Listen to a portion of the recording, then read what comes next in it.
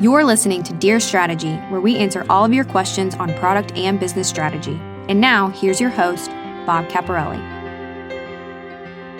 Welcome to another episode of Dear Strategy, where we answer all of your questions about product and business strategy. Real questions from real people in real companies, just like yours. Welcome back, strategy creators, to another great episode. And this is the second in a 5-part series on how to understand your target market, or for our podcast listeners out there, people who are creating podcasts as their main products. This is about finding your target audience, understanding who they are, and understanding a little bit more about them. This series for the month of April in 2019 is brought to you because I did a talk at the PodFest Multimedia Expo in the beginning of March and promised that audience that I would take those concepts that I covered in that workshop, and rather than just giving you a copy of the presentation, actually feature the concepts throughout the whole month of April on this show. So that's what we're doing. Last week, we did an overview of, just kind of this whole subject of finding your target audience. So if you haven't heard that, go back and take a listen to episode 81. And this week, we're going to get into some of the depths of this subject. And the first concept that we're going to be talking about is this concept of something called TAM, SAM, and SOM. So for those of you who are not familiar with those terms, they're spelled TAM as in Michael, SAM as in Michael, and SOM as in Michael. Oh, Michael. So, and what this basically is used for is a way of sizing up your market for the most part. I'd say the most common use of this tool is in being able to forecast the size of the market that you're going to be able to go after and obtain. And it's used, I would say, mostly in larger organizations where the markets are really, really big. The idea, by the way, of trying to get down to, some reasonable target, especially in terms of volume or size, is so that you're setting your sights in the right place, right? I mean, if you're selling a product that a relatively small part of the market will ever actually use, or a relatively small part of the market is something that you could actually access, then, if you're setting your sights on the whole world, as far as expectations go, that's not realistic. You're also going to use this so that you know exactly who to target, who you can target, who you want to target, so that you don't spend a lot of, extra time, money, effort in trying to market to everybody, sell to everybody, when really not everyone is ever going to use your product or service. So let's get into what these terms mean and how it kind of works. I usually draw them in kind of an upside down triangle, because what you're doing is you're trying to filter out parts of the market to get down to the part of the market that you're actually going to obtain. So the first level of that filtration is what we call our TAM, or total addressable market. Sometimes this is referred to as the total available market. I've seen those terms used fairly interchangeably. And what that basically means is you're taking a pass at the market to filter from the entire world, essentially, down to the part of the market that can be addressed with your product. So I often use the example of beer. Okay, so if you're a brewer of some type, you can't set your sights on every single person in the world, because a lot of people are too young to drink beer. A lot of people, in some countries, they can't drink beer. It's not legal, whatever. So your TAM takes you from the entire world down to the market, or the part of the market that you actually can address with your product. Okay, so that's kind of your first cut. That's still really, really, really big for most products. So then you get down to your second cut, which is usually referred to as the serviceable addressable market, or I should put the emphasis on serviceable, because that's what makes it different from the total addressable market, is the fact that this is your serviceable addressable market, or your SAM.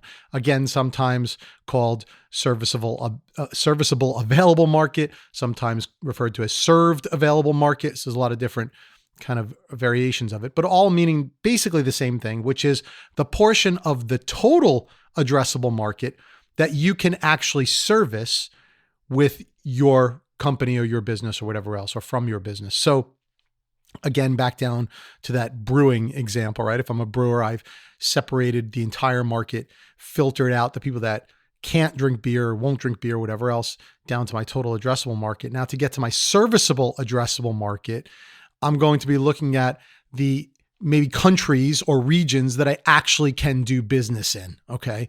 So if I only have capabilities to do business in the United States, maybe that's where I'm licensed, maybe that's where I'm set up, whatever else, then I can take my total addressable market and narrow it down further so that my served addressable market is only in the United States. Okay.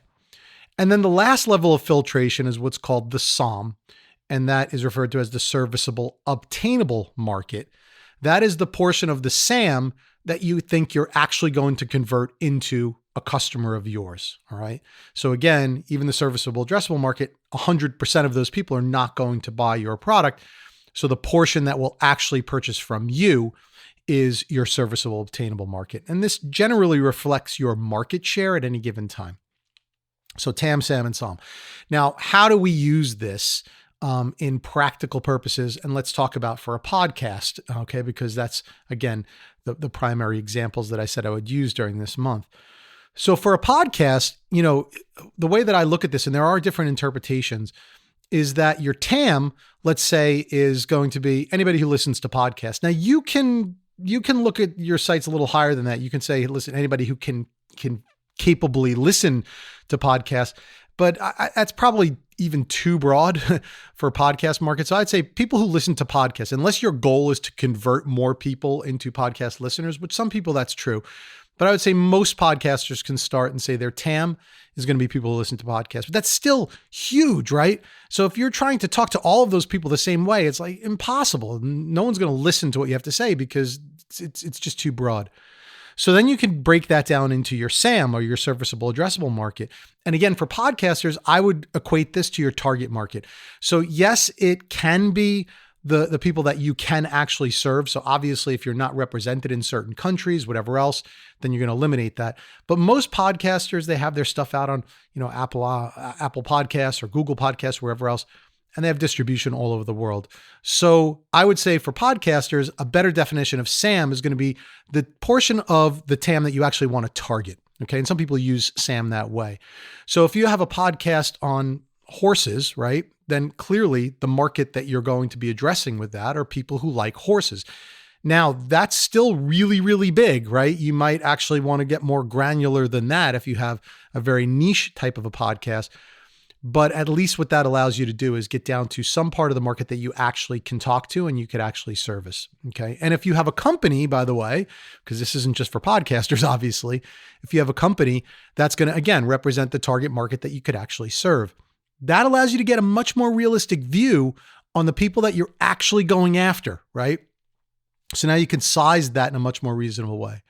And then your SOM are the people that you're actually going to convert out of that SAM into actual listeners of your show or actual consumers of your product.